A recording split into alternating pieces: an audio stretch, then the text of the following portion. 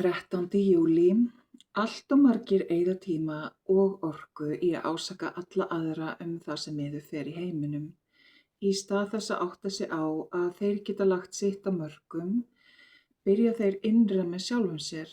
Komdu því fyrst þínu eigin húsi í lag.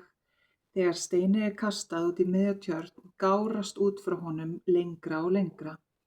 En gárurnar byrja þar sem steinninn lendir. Þær byrja út frá þeirri miðju.